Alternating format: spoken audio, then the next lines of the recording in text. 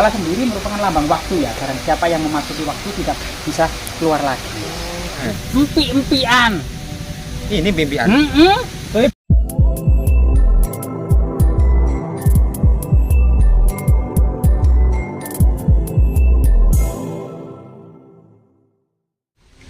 Oke teman-teman ya, hari ini kita berada di Dusun Candi, Desa Dinoyo, Kecamatan Jatirejo. Dan kali ini ya kita akan melihat sebuah kalapakara. Iya, raksasa. Matanya melotot, hidungnya nyeprok. Iya. Giginya, taringnya, wah, besar-besar sebesar pedang. Luar biasa. Iya. Ya, ternyata tempat ini dijadikan sebuah dam teman-teman. Lah, ini diduga dahulunya memang dam kuno yang dibangun kemungkinan era Empu Sindok, kemudian direhabilitasi masa Singosari, masa Majapahit, kemudian terakhir kelihatannya dibangun dan diperbaiki oleh kolonial Belanda. Oh, begitu rupanya. Iya, Ya. jadi diduga ini dam kuno atau bahasa Jawa kunonya itu dawan. Nah, iya. Dan anehnya di sini itu ya, di sini itu bukan tempat makam umum kan ya. Nah, meskipun banyak pohon Kamboja, Tapi iya. di sini kita melihat banyak pohon Kamboja di antara pinggiran jalan yang berada di sini. Nah, teman-teman, ya. selain pohon Kamboja, pohon pisang, pohon nangka, pohon pepaya, Wah, pohon jagung juga aduh, banyak. Kalau itu milik orang-orang sekitar ya. Banyak bunga-bungaan ya di sini ya. Iya. Luar biasa. Oke teman-teman ya. Iya, iya. Dan di sini tuh sangat sepi sekali. Ngomong-ngomong sekarang ini ada channel yang lagi naik daun. Namanya Apa ya? Penelusuran Sejarah. Nah, ini adminnya. Ini ternyata orangnya ya. Iya, yang dicari-cari Kok selama tumben ya? ini. Tumben ya. Hah? Biar tumben gitu. Biar pernah nongol. Peninggalan. Sejarah apa peninggalan? Peninggalan sejarah. Nah, yang YouTube-nya namanya Klenik. Gitu ya. Gini, Kenapa Mbak. sih yang dinamakan Klenik? Karena sebenarnya saya membuat konten itu bukan tentang sejarah tapi tentang hal-hal klinik sebenarnya. Cuman karena Facebooknya viral di peninggalan sejarah, makanya saya juga membahas tentang sejarah. Oh iya, iya. Kenapa kok memilih kelni? Klinik soalnya klinik itu dari bahasa ini ya, bahasa Jawa kuno ya. Iya. Bener ya? Ya mungkin saja lah. Tapi ini sangat familiar dalam bahasa Indonesia, Klenik itu ya. Sesuatu yang berhubungan dengan mistis. Oh iya, Sepeda ya? ada Kita warga coba lewat. mikir dulu ya. Silakan. Oh Bapak, Iya. kondisi kan lo Pak? Nyaris. Oke. Ya. Gimana lanjutnya kelni tadi? Ah iya. Ini Gimana? pohon sembojo ini. Iya.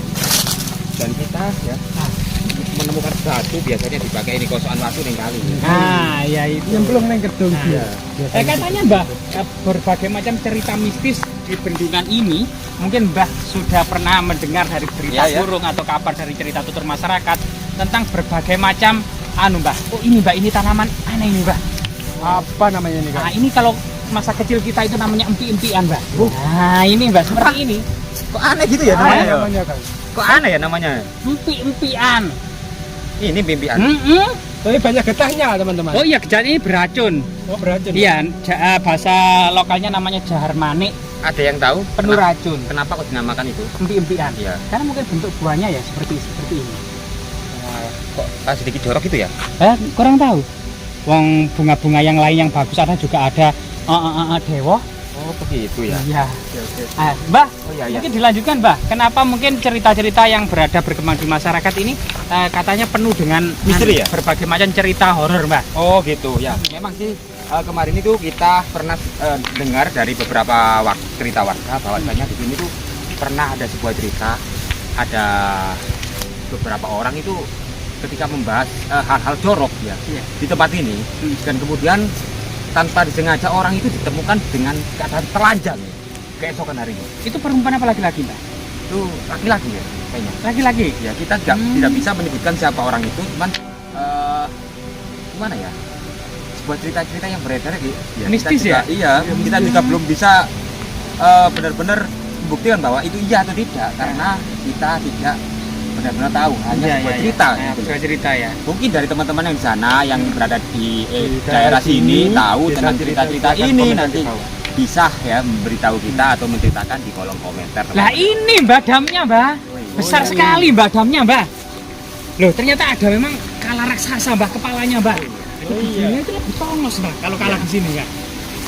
Namun katanya itu ya, Iya. warga itu kok namanya Maesuro. Iya katanya Ya, warga setempat karena berbahasa memang Suro. cerita masyarakat itu cenderung cerita yang kemudian diambil dari cerita tutur masyarakat yang berkembang. Oh, iya, iya. Jadi Mahisasura itu kemungkinan wajahnya yang seram, kemudian bagian dari alis itu loh, Iya. bulu mata yang Bulu mata itu. seperti banteng, seperti kepala banteng atau kepala kerbau, sehingga kemudian dianggap itu adalah tanduknya, Pak.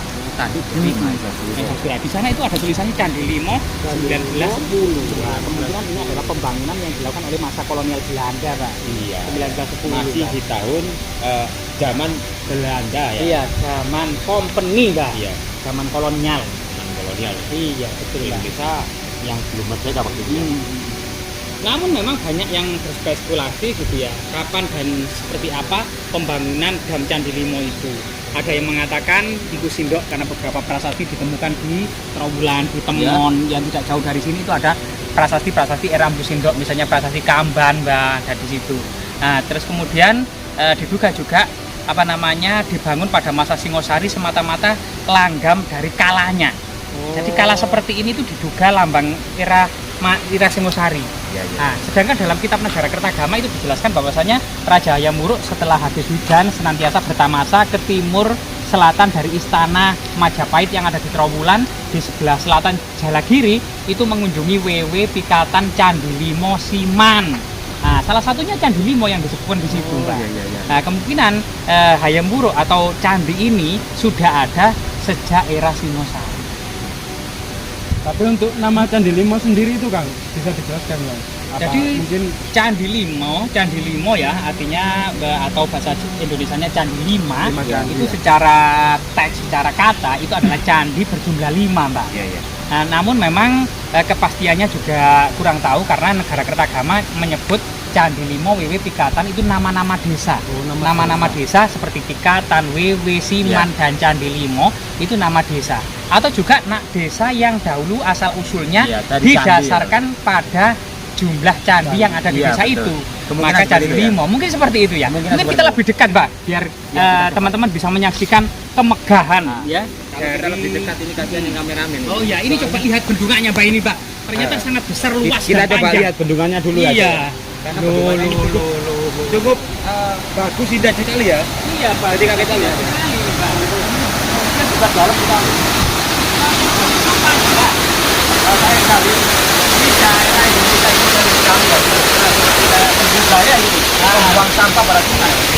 Itu banyak pempes berserakan. Banyak pempes-pempes berserakan. Berserakan ya. Nah, ini luar biasa kotor jadinya sungainya.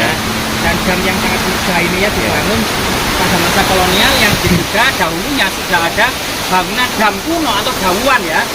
Era Singosari, Majapahit atau masa Empu Sindok, Mbak. Ini kalau lebih dekat, Mbak. Sangat disayangkan ya. Semoga saja warga Indonesia ini benar-benar sadar ada Nah, membuang ini, sampah Mbak, pada ini, Pak. tempatnya. Ya. Vandalisme. vandalisme.